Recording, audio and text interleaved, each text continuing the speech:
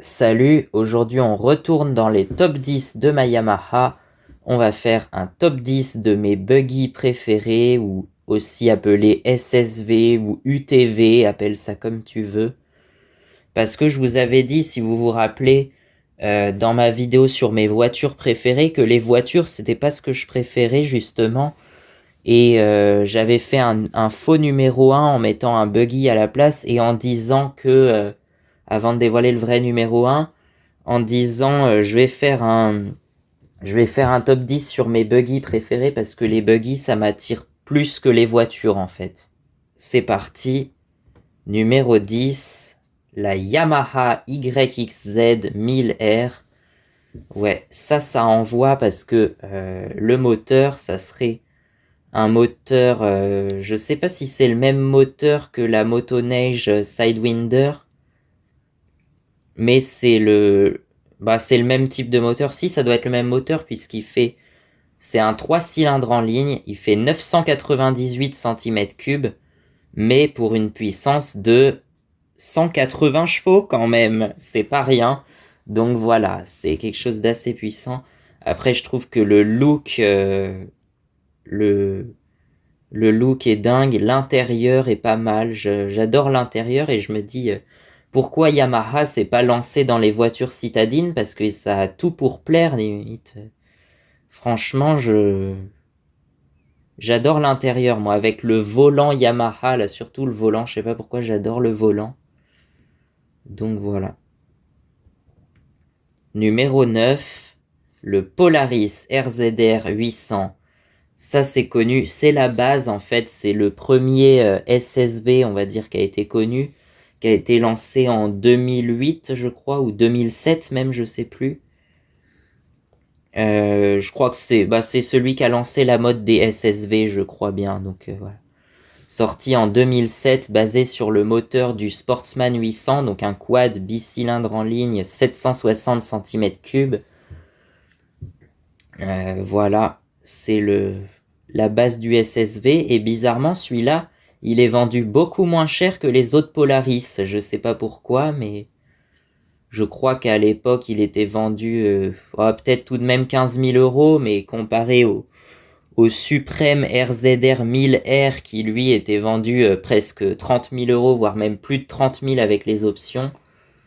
Après, on parle de ça du prix neuf, donc puis ça a peut-être un peu évolué depuis.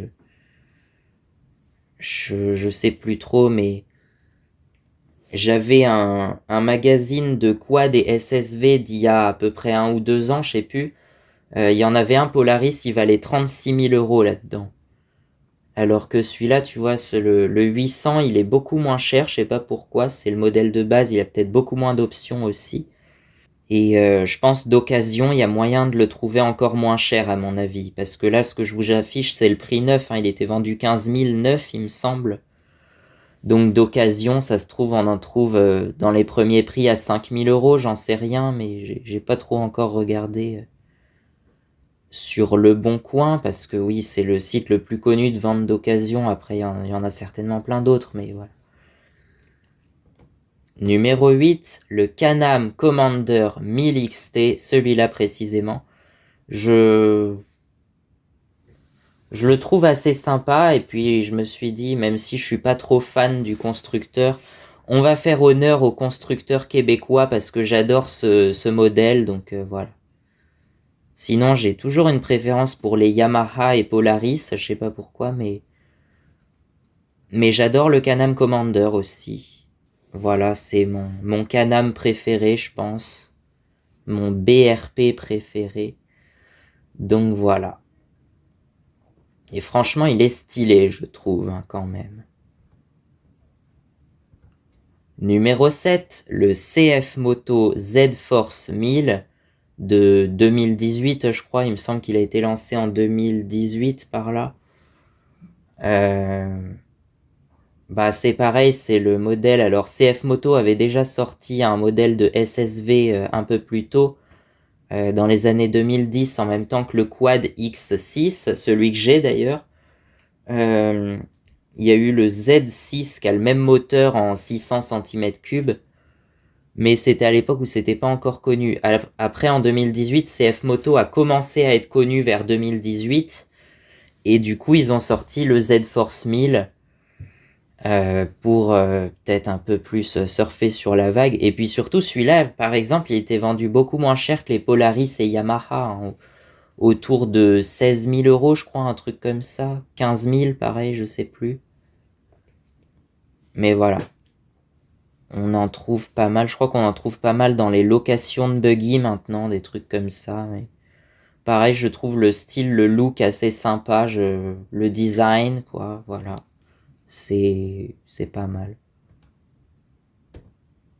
Numéro 6, la Secma Fun Extreme. Ça, c'est un modèle qui est pas très connu et qui est pourtant bien français, bien de chez nous, hein, puisque Secma, c'est une entreprise basée dans le nord de la France, je crois, et qui construit des petits buggy, des petites voitures comme ça dans le nord de la France. Alors, la Fun Extreme, si vous suivez bien, j'en avais déjà parlé dans l'épisode sur les voitures, justement, mes 10 voitures préférées. Mais j'avais envie de le remettre parce que pour moi c'est plus un petit buggy qu'une voiture et puis j'avais envie de le mentionner dans cette vidéo. Donc voilà, c'est un petit bicylindre en ligne 500 cm3, assez sympa. Franchement j'aime bien. J'aime bien le style, j'aime bien un peu le design aussi, voilà. Donc bon. Numéro 5, le Hammerhead Mudhead 208R. Ça, c'est un modèle américain. Je crois que Hammerhead, c'est basé dans une banlieue de Fort Worth, dans le Texas. Mais apparemment, ça serait... Enfin, ça dépendrait de Polaris, et ça serait construit par Polaris, apparemment, de ce que j'ai compris. Enfin, je sais plus trop. Bon, ça, c'est plus un buggy soi-disant pour les enfants, mais c'est quand même un moteur de 208 cc, un peu style motoculteur, je pense. Mais voilà, le moteur de base qu'on trouve sur des motoculteurs, des karts, des trucs comme ça. Vu que justement ce type de buggy, en Amérique, on appellera ça plus un go-kart qu'un buggy, je sais pas pourquoi, mais aux États-Unis, ils appellent ça un go-kart. Donc voilà. Je le trouvais assez sympa, donc je l'ai mis dans la liste. Après, voilà. Numéro 4, le PGO Bug Rider 250. Alors là aussi, PGO, ça serait apparemment une marque française, soi-disant. Je sais plus, j'en suis pas sûr parce que j'avais trouvé une autre source disant que c'était taïwanais, donc j'en suis pas sûr, à prendre avec des pincettes. Mais apparemment, ça serait une entreprise créée par Pierre, Gilles et Olivier Prévost, je crois. C'est le nom de trois frères, je crois, de ce que j'ai pu voir. Et donc c'est les initiales des trois frères, Pierre, Gilles et Olivier, du coup. Donc c'est un petit buggy 250 cc, pareil, c'est un moteur de scooter, on dirait, de gros scooters à variation continue, 250 cc. Voilà, je le trouvais assez sympa aussi, donc je l'ai mis dans la liste. Voilà, le Bug Rider 250.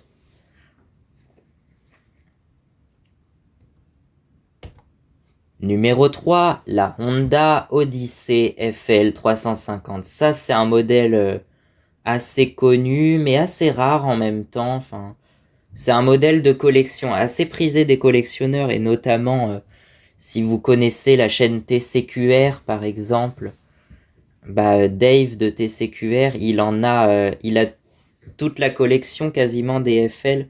En gros, il y a eu le FL 250 qui a été produit de 1979 à 84, je crois. Le 350 qui a été produit autour de 85. Et le 400. Le 400, c'est le suprême qui a été produit dans les années 89, 1989. Mais qui s'appelle pas Odyssey. Le 400, il s'appelle Pilote. Et les autres, le 250 et le 350, s'appellent Odyssey. Moi, personnellement, le 350, c'est mon préféré. Après, plus niveau design, je trouve les deux autres sont un peu moins jolis. Je trouve que le 350, celui-là de 85, c'est mon préféré, donc voilà. C'est un moteur 2 temps là-dessus en plus, donc voilà. Pourquoi pas. Donc voilà, j'adore ce modèle aussi. Voilà.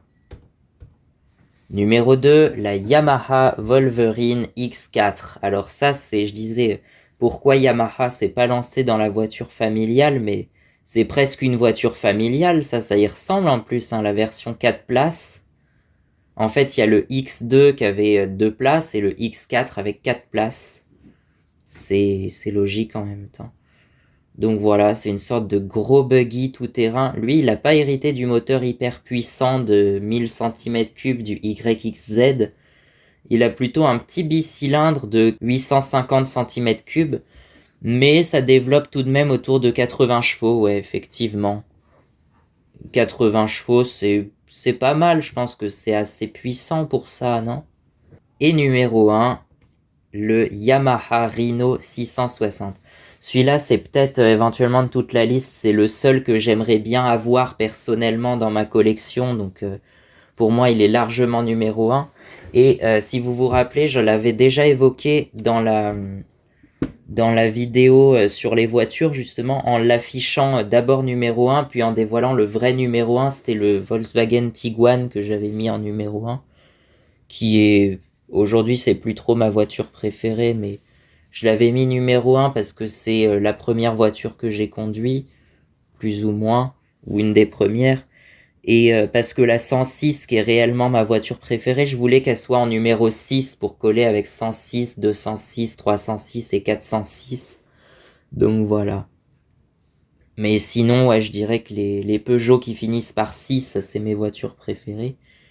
Et donc dans les buggy, c'est la Yamaha Rhino 660 qui a été produite de 2004 à 2012, je crois.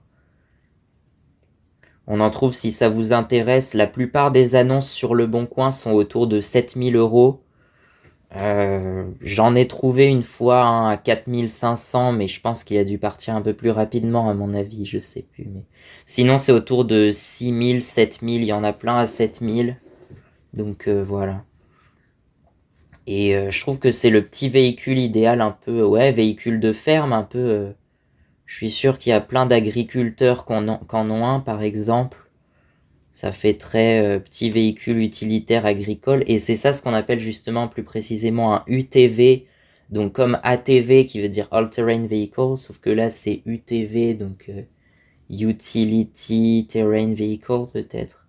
Bon, c'est un véhicule utilitaire tout-terrain en français, quoi. Et j'adore ce modèle personnellement. Donc voilà. Donc oui, si j'ose le pas, peut-être que j'en aurai un dans ma collection un jour, j'en sais rien, mais... Bon, bah, j'espère que ça vous aura plu, ce petit top 10, et puis on se retrouve samedi prochain pour une nouvelle vidéo. Je me disais, j'avais un creux, là, j'avais un trou cette semaine-là où je savais pas trop quoi mettre, alors j'avais mis ce petit top 10 que j'avais préparé depuis longtemps, mais révisé au mois d'avril quand même pour être un peu à la page. Donc voilà. À plus, salut!